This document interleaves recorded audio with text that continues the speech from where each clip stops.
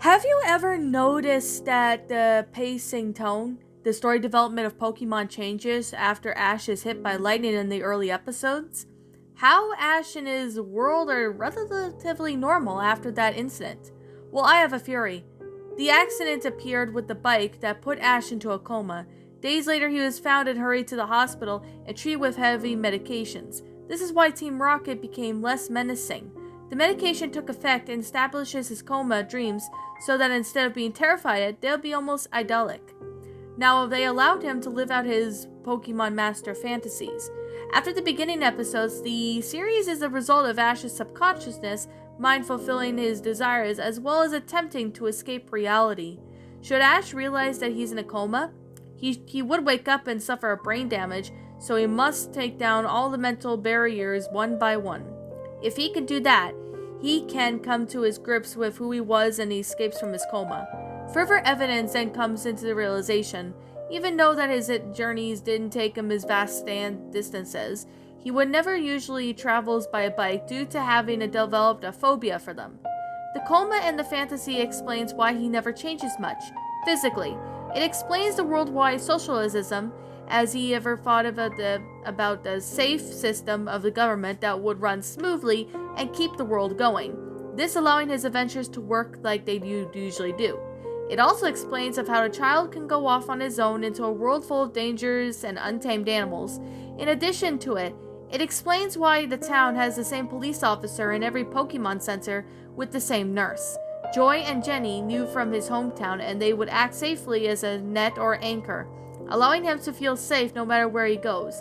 He represents stability. The professors represent Ash's ideals, which is why Gary became a professor. The fantasy also explains why every time he enters a new region, that no one has ever heard of him, despite his consequences. Now, how we would have felt Paul, the rival of the Chinoil region area, not really know of anyone who had placed at least the very least of the top 16 of the all three leagues destroyed by the Orange League and Battle Frontier. Moving on to the characters closer to him. Ash's traveling partners expects of himself who can enjoy, but cannot associate with himself. Brock is Ash's represent and sexuality. Ash fell into a coma a virgin, and as much he needed an outlet for his growing frustrations. However, since he never experienced it, Brock never succeeded. Brock's stay with the Professor Ivy was an attempt to keep Ash's mind suppressed of his sexuality. Brock isn't just a projection of Ash, but he's also the projection of Ash's fatherly instincts. He even leaves his siblings on a journey with Ash because he can't cope with having that much responsibility. You may notice that James got more dialogue in these parts of the series as well as getting more touchy-feeling with his Pokemon, exposing much of his backstory. Ash did not enjoy it that much, which is why Brock returns horrified and refused to speak about it. Ash's subconsciousness was representing him at the time, so other than the general feeling of dread, he had no idea what happened. Further evidence of Brock being Ash's sexuality is just keeps the returning series after Ash meets a new female aspect of himself. Misty is the first such suspect when we encounter. Because she is the first and merely aspect of Ash are the explanations as to why Misty plays such a prominent role in the show is ultimately understandable, since he never really knew her before the coma. Since Misty wasn't to show love interest only subconsciously, he would needed her to reach a certain level of womanhood. He felt that people can only have relationships only if they have matured. In practice, however, he can't find the way to cope it as well as the lacks of the real-world experience. He wants the normal pushy ignorance against Misty that he knew, thus not letting her to keep Togepi. We could see that arc as a constant berating of his sexuality, but its eventual mellowing that until she had faded into the background. Since Ash was quite attached to her, this was traumatizing. After the experience, anyone going around him threatening to mature quickly ends up only leaving for another, with more naive Phil to enter his own life. Gary Oak was what Ash wants to be. He wishes to fulfillment and he succeeded and then settled down in a normal life. Ash needs someone to succeed his life in the world or he won't be able to validate it. would also start questioning him as to where he was, as the cops is trapped to keep him from becoming too aware of his situation. His mind must have been figured out about his awareness of the coma and would snap him out of it. So it took him something that the boy already loved and built right away with him out of him for it. However, whenever Ash came to a pensient to make a final stand and fight his way out, he cannot escape. This is why he keeps encountering legendary Pokemon. That's his mind's way of showing that he can do great things if he tries. It's a way to encourage him by pushing him forward. Team Rocket were also qualities of himself that Ash he deems negative, but it comes to terms with. Jesse and James want to please Giovanni, Ash's father figure.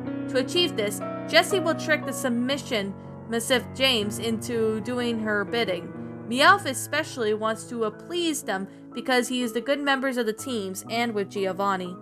This places Meowth as a category of the own of Ash's corrupted innocence. This apparently because Meowth was able to speak. In fact, the whole reason Meowth can speak is so Ash can eventually accept the aspects of Team Rocket as parts of himself.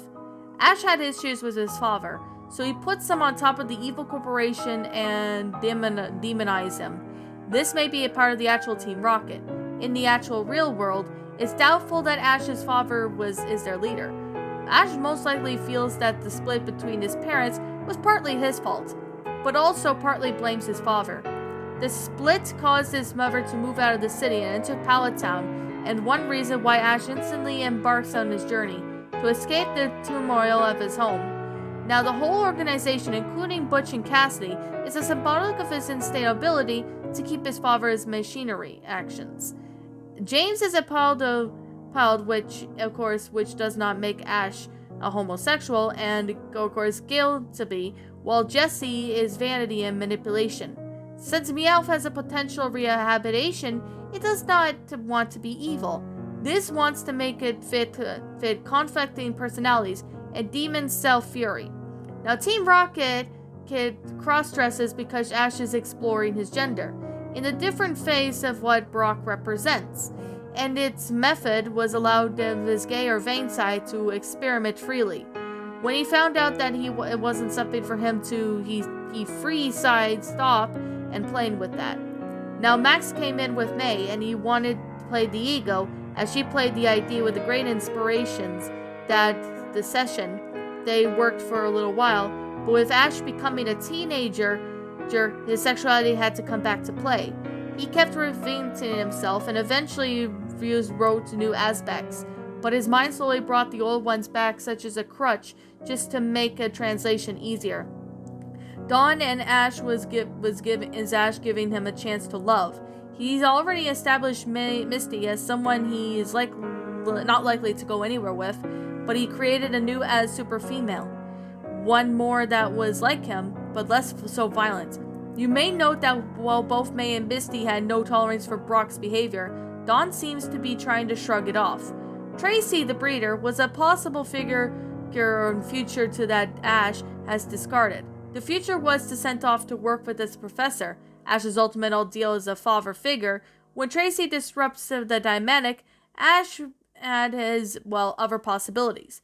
With Ash fighting over with the coma and Ash viewing his person as a companion, Tracy was quickly and replaced it with more threatening rival.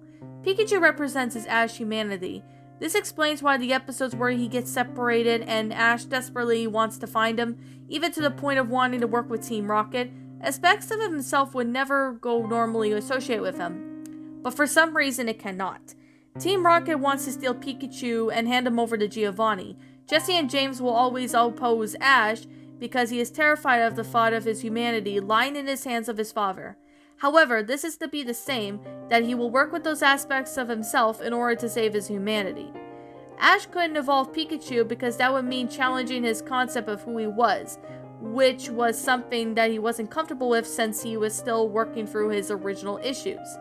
The narrator is Ash's higher mind, recapping to explain the process that he's made with his attributions he will face, allowing the insight to be how he was best to awaken him. Team Rocket's methods gradually became more and more laborious because Ash was only a child dreaming of these things up. which is why Team Rocket disguises are always to be believed. He knows it's them, at least on some conscious level, but chooses to ignore it so he can be better himself. In a sense, the Ash that wants to escape from is sabotaging the Ash that he wanted to stay lost in his mind so that there could be more conflict and hopefully eventual escape. The escape is a consequence of coming into terms with who he is. He is mentioned previously. Team Rocket are a method of Ash to deal with the grounds that he is uncomfortable with while tackling on his own. You may recall that early in the show, but there were animals that references to animals. For example, the fish in the aquarium of Cerulean City Gym, or that in the Pokédex lists Pikachu as a rat-like. These animals don't matter what Ash's psyche, so they didn't come into play that much. If Ash loved puppies, everything about it would be different breeds of dogs and of dog fighting circuit. But the series goes on, you see fewer realistic animals and more Pokemon. This could be a sign of Ash's mind distorting. As he was in the coma, he's losing concepts of some of the animals and machinery, replacing them with Pokemon. It could explain the electric Pokemon working power generators. These are the signs that the memory of the old world is slipping more and more as time goes by. The Pokemon world can be idealized. Continuously, the no longer he has the stimulus from the real world, Ash may or may not be mentally distorting, but he is becoming more accustomed to the fake world rules. The wild Pokemon are his realizations for the functioning of his creative fantasy. It's a wizard did it syndrome. If you don't know how it works, his mind just says Pokemon. The Pokemon Ash's team, however, Ash serves the purpose of displaying the issues and aspects of himself. For example, Charmander represents his drive, not kind of like Brock, but it's first a cute and easy thing to control, but eventually becomes more rage and infernal and disobedient since Ash has no real understanding of himself, thus has no way to vent or keep in check. Bulbasaur was his unwillingness to change. His reflection came when it declines to evolve and almost all decides to stay behind unless he has battled it. Now Squirtle was his willingness to follow the leads of others, and events by the gang. It ran, but even though he ran by the gang, they viewed as one big group, and Ash's subconsciousness gave him the strongest one. Butterfree was his crushing loneliness, the one he had to dealt with since released it to join a flock. His bird types were his recklessness, always willing to sacrifice anything at the moments to notice he did for the win. When Ash is training Pokemon, it's an attempt to push his own problems away onto someone else. However, when he realizes this and eventually trades it back very quickly. Not only Ash's Pokemon were a manufacturing of different parts of himself, the Pokemon are the other trainers are as well. Coffin and Ekans were symbolic of Team Rocket's willingness to change, hence their evolutions. Well, once his mind was able to overcome the roadblock, allowing him to change once, it gave him the chance to truly change. An interesting note is that Pupitar was a radiation, a Pokemon rival caught before they met. Even Ash would become suspicious if he were to meet someone no carryover Pokemon from the previous places that he had been to. The other trainers were more distant from his issues. One of them he must come across into terms with outright or suppress, as gym leaders are most likely the primary aspects of his personality, which Pokemon being stronger than the last to the display of the level so he could skill to be more capable, so he gave into it. This effect with he was going into battle, giving him that he would rather not have in control. Originally, Ash in the battles, which evolved team battles and contests, the explanation is that his issues became more and more complicated, which means of him developing them, needing to become more complex. The fact that he uses the issues is already demanded to win, and that's a sign that he's growing stronger. Ash releases his Pokemon because of his mind forcing him to let go of them. The second one he raises overpowered his team. The second tournament comes up, and the way of fighting it through it, even though there was a new land for the new challengers. However, with the overpowered team, there won't be any challenges or any way to motivate them any further. The Ash that he wants to play in the coma just keeps journeying in his hands and solving issues over to Professor Oak, so he can continue to overcome his unresolved ones. This essentially with his mind forcing him to go back to deal with his real issues. Ash's rivals and in the Elite Four are ultimately the strongest part of his cycle. Having the Pokemon are essentially godlike, they represent both of what could be attained and what is unattainable.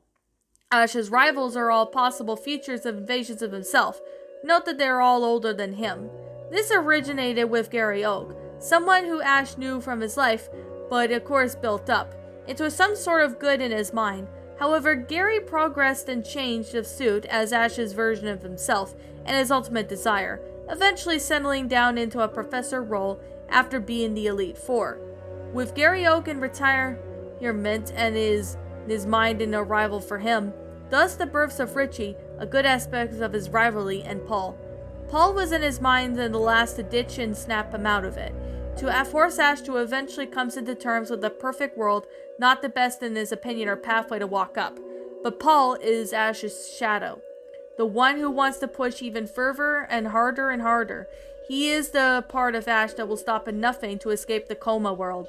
Mewtwo is a new form of treatment, done with electrical impulses and a machine known to Ash out of it, taking everything down every now and on the mental guards. The original Pokemon in the movie, in Ash's mind, Mewtwo and his clones were in the real world, were the treatment of mental safeguards that were protecting Ash and keeping him comatose and the Pokemon of his world. The clones were the counters of Ash's issues that would have solved right each other and appeared to be Ash's exact copy of him as a difference. Now, the clones didn't play much of the roles in Ash's world. They didn't really use any special attacks or moves. They just beat him down with their counterpart, and through the brute strength, the treatment was working. There are side effects, the electric jolts that were beginning to affect Ash's nervous system. If the treatment continued, that he would be paralyzed. His mind would be manifesting in the dream of his world, petrifying him.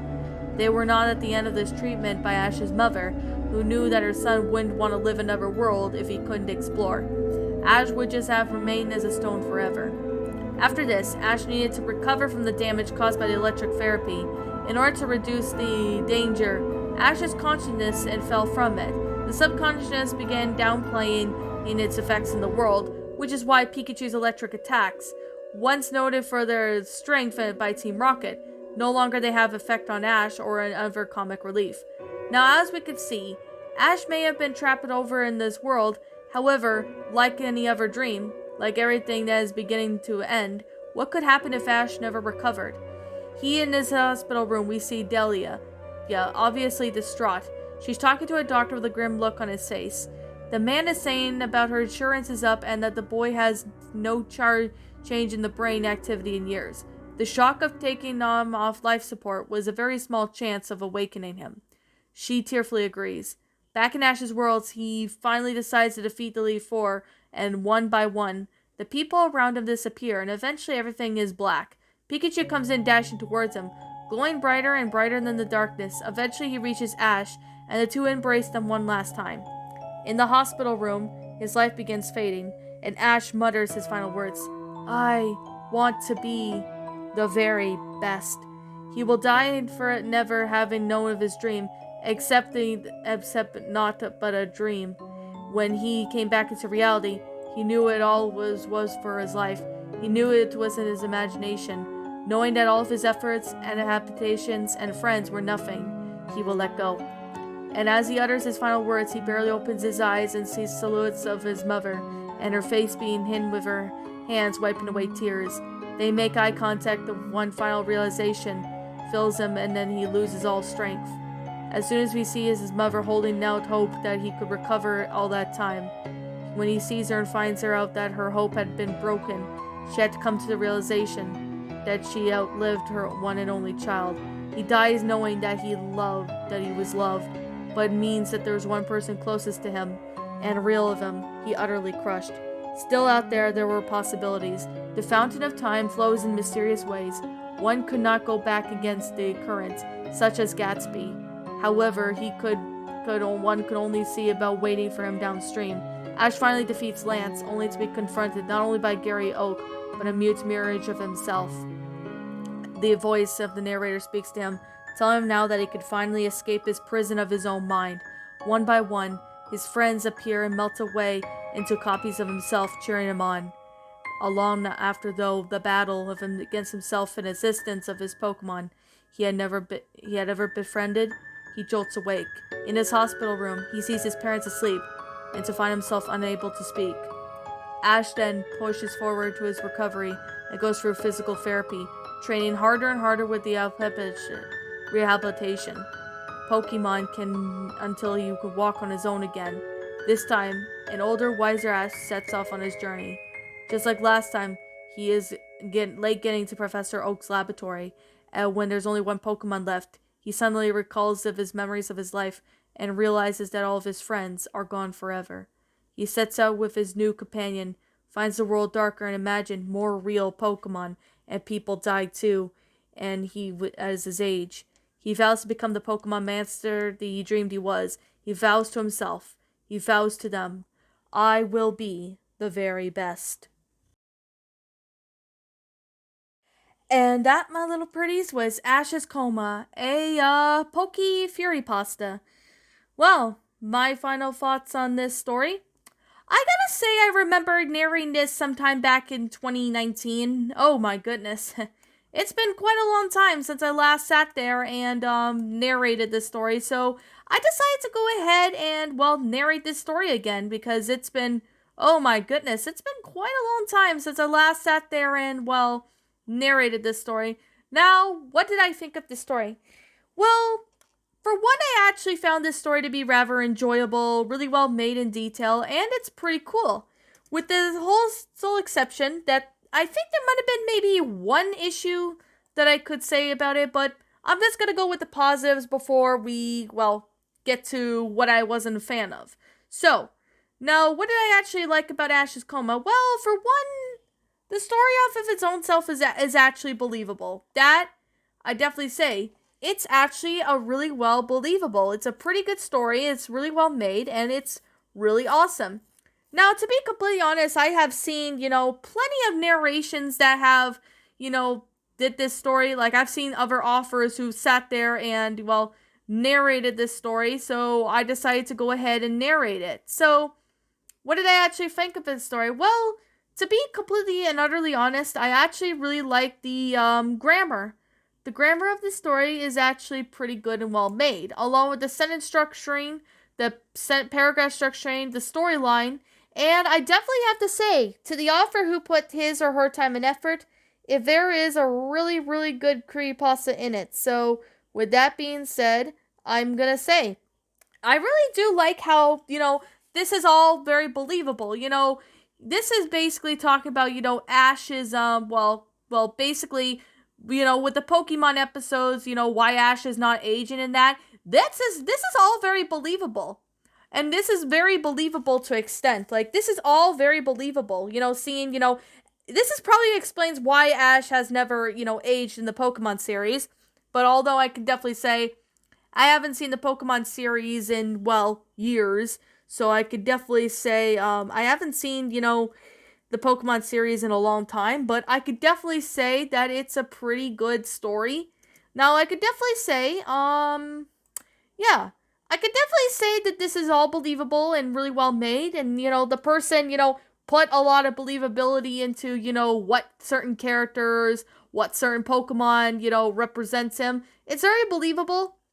I'm gonna be honest. I really like the believability on this. It's just really well made and amazing. Sitting there and, seeing, Team Rocket representing him something else and, why, having Pikachu, being his humanity.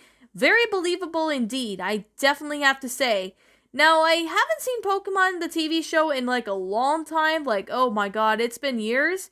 But I could definitely say it's a pretty good story for what it was. It's really well made, it's very well detailed, I really do like this story.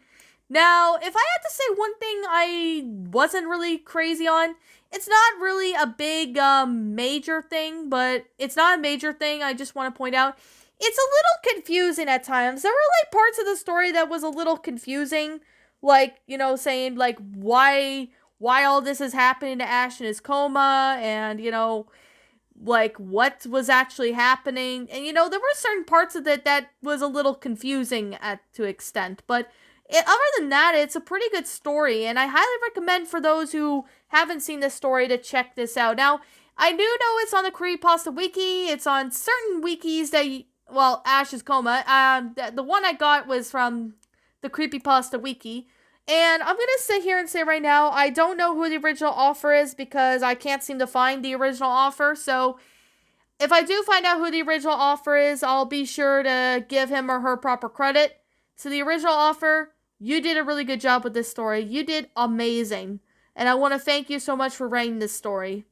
Now, I definitely have to say, it's been quite a while since I last sat there and touched this story, but I decided to go ahead and touch it again because, well, I haven't read this story in a while. It's a good story, not gonna lie. It's a pretty good story. Really good, really well made. I love how everything about it was just flat out good. It was pretty awesome for what it was.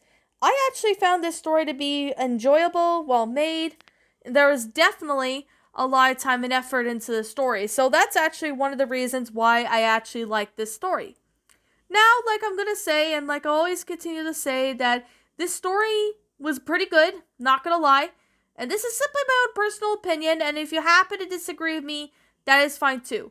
We're all entitled to our own opinions regards to these creepypastas, and this is simply my own personal thoughts.